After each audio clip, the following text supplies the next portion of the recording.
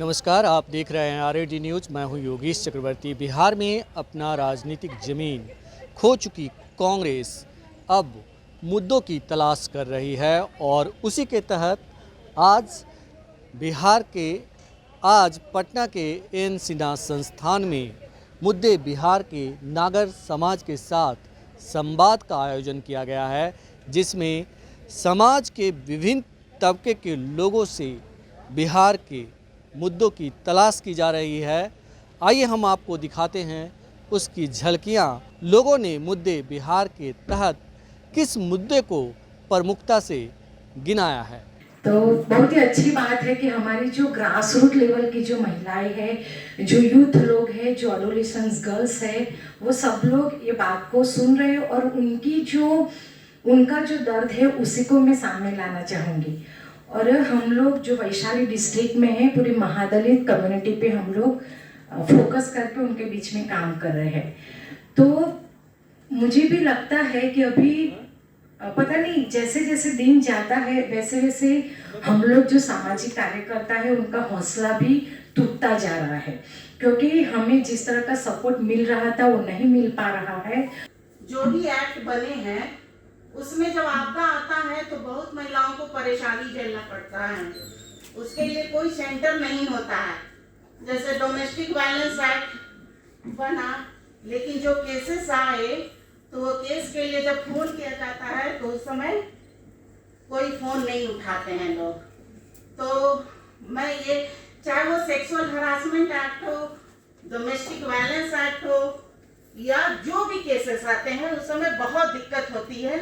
और हमारे बीच ऐसी महिलाएं भी बैठी हुई हैं जिनको बहुत परेशानियों का सामना करना पड़ा है।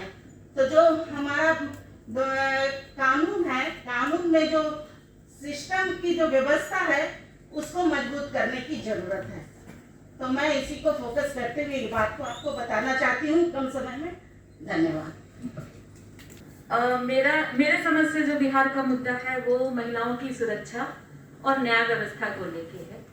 दूसरी ये बात है कि बेरोजगारी इसलिए कि बेरोजगारी शुरू से ही है और इन दिनों बहुत ज़्यादा बढ़ गई है। इसको इसलिए मैं बोल रही हूँ क्योंकि अभी जिस तरह से डेवलपमेंट सेक्टर में बदलाव आया है, उसको अगर हम उसकी बात करें तो उसको देखें तो बहुत ज़्यादा बेरोजगारी हो गई है। अभी जो सवाल है, खास करके जो बिहार के संदर्भ में हम चर्चा करें तो बिहार में जो इस सेक्टर की स्थिति बहुत ही दयनीय है। खास करके जिसका जिक्र सौरभ जी ने किया था कि ये जो लॉकडाउन के पीरियड में, जो जिसे हम प्रवासी मजदूर कह रहे हैं, तो प्रवासी मजदूर प्रवासी बने क्यों, ये अपने आप में बिहार के लिए चुनौती है। कि बिहार में इतने सारे इंफ्रास्ट्रक्चर है, सारा कुछ था हमारा। कई जो ये लघु और मध्यम टाइप के जो उद्योग धंधे थे सब कोलैप्स कर गए। तो सरकार, कहने का मतलब कि सिस्टम इतना भ्रष्टाचार फैल चुका है कि कहीं किसी को काम नहीं होता है। तो इस तरह की व्यवस्था में आम नागरिक को जीना एकदम जोहर हो चुका है। मैं यहाँ लोगों से आग्रह करना चाहता हूँ कि ये सब जो बातें हैं इसको आप लोग सदन में भी रखें। मैं एक आप लोगों को ध्यान रखे करा देना चाहता हूँ, एक पोस्ट मैट्रिक छात्रवृत्ति है जो गरीब बच्चों को उच्च शैक्षिक शिक्षा के लिए दी जाती है।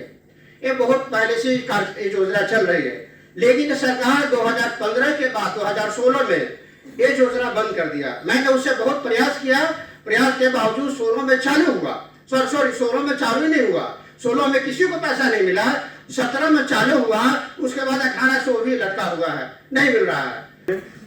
यह एक अच्छा अवसर है जिसमें हम सकारात्मक तरीके से देख रहे हैं कि ठीक है, शिकवे शिकायत हमारे बने रहेंगे, लेकिन ये अच्छी बात है कि कांग्रेस और भगचरण दास जी यहाँ आए हैं। तो एक हम लोग इस मुद्दे को सकारात्मक तरीके से देखें और हम उम्मीद करते हैं कि आने वाले समय में कांग्रेस कम से कम मुद्दों को लेकर सक्रिय हो और हमारे साथ जो सिविल सोसाइटी मांग को उठाती रही है लगातार, उस मांग को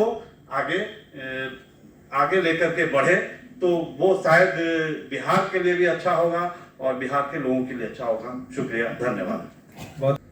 सिस्टम तो जितना मतलब कम बोले नहीं, मतलब स्पष्ट ये है कि सिस्टम देखने का तरीका ये है कि क्या सिस्टम जनता के साथ है, जनता के लिए है। सिस्टम बहुत वीक है क्योंकि हम लोग अलग अलग राज्यों में भी रह के आए हैं, इसलिए हमारी एनालिसिस जब होती है तो वो कंपैरेटिव होती है। आप पूरे देश में काम करते जी। हैं, मेरे यहाँ भी काम करते हैं। जी जी तो बिहार के पर्सपेक्टिव में जी बिहार पे आप हमको भी सवाल कर सकते हैं जब आप कहेंगे। जी। तो बिहार के पर्सपेक्टिव में आप जो देख रहे हो अपने एंगल से, इसमें लैकिंग कहाँ से है? हमारे क्या रिसोर्सफुल पर्सन जो मैनेज कर रहे हैं इन चीजों को, चाहे आपने कहा डिसास्टर के बारे में हो, कई लोगों ने डिसास्टर के बारे में कहा, one of the major issue of land, homeland और एग्रीकल्चर लैंड के बारे में कहा, डिस्ट्रीब्यूशन ऑफ लैंड के बारे में कहा, एनवायरमेंटल इशूज ऑफ इस पे कहाँ हम लेक करते हैं? What do you lack our सबसे interest in this?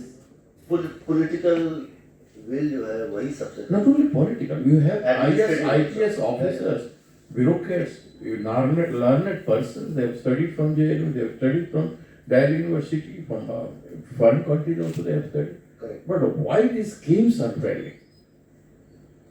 Sir What is the lacuna you find in that? मैं पॉलिटिकल विल ही सिर्फ इसलिए बोल रहा हूँ, एडमिनिस्ट्रेटिव विल नहीं बोल रहा हूँ, बहुत ज़्यादा लंबा विषय होगा क्योंकि अल्टीमेटली हमारे यहाँ जो राजनीतिक नेता हैं वही पूरे सिस्टम को एक तरह से चलाते हैं, उनके निर्देश पे।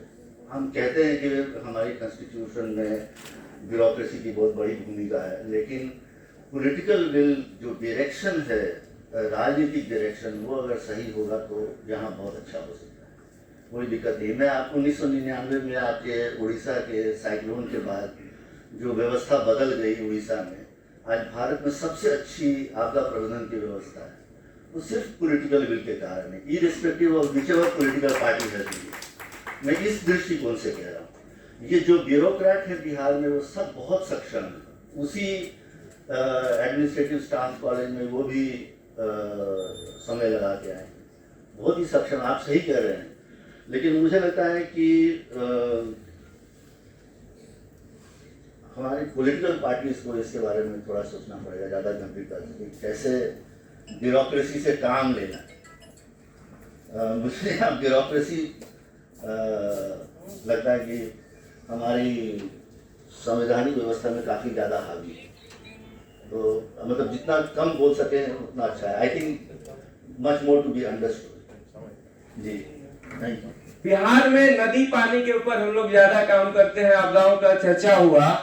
क्या बिहार में तटबंध बनने के बाद से बाढ़ की समस्या बढ़ी है? कांग्रेस को जो विकास जो तटबंध और बांध को उनका बुनियादी सिद्धांत रहा है, उसको इस पे मूल्यांकन करना चाहिए कि बिहार में जो बाढ़ की समस्या है, तटबंधों से बाढ़ की समस्या बढ़ी है, इसको आप मूल्यांकन करके और वहां के प्रकृति के साथ, नदी के साथ जीने वाले समाज को डेवलप करें, ताकि आप बाढ़ की भयावह होती समस्या को रोक सकें। जो इंफ्रास्ट्रक्चर बने हैं, जो तमाम चीजें हैं, वो बाढ़ को हर साल बढ़ाती है, और इसलिए जो पानी के निकासी का मार्ग है उसको नहीं रखा जाता। अच्छा होता रंजीव जी बैठे हैं, वो बोल लेते इस पे, तो हम लोग बाद में बोलते हैं, हम लोग तो अभी कम उम्र के सामाजिक कार्यकर्ता हैं। तीसरी बात मैं कहना चाह रहा हूँ, मैं कोसी में काम करता हूँ। अभी महिला दिवस के दिन महिलाओं ने महिला संसद लगाया, और महिला संसद में क्या मुद्दा था कि वो कुछ नहीं, आप चांद पे जाने की बात करते हैं, मंगल पे जमीन खरीदने की बात करते हैं। कोसी तटबंध के बीच में सरकार ने, कांग्रेस की ही सरकार थी, 87 में एक प्राधिकार बनाया था। प्राधिकार उनके विकास के लिए था, कहाँ गायब है, सूचना अधिकार में खोजने से भी नहीं मिल पाता है। और मैं उसके लिए एक महापंचायत बुलाया, आपके अध्यक्ष जी को बुलाने आया था। मैं कहा आप नहीं आइएगा तो एक प्रतिनिधि भी भेज दीजिएगा।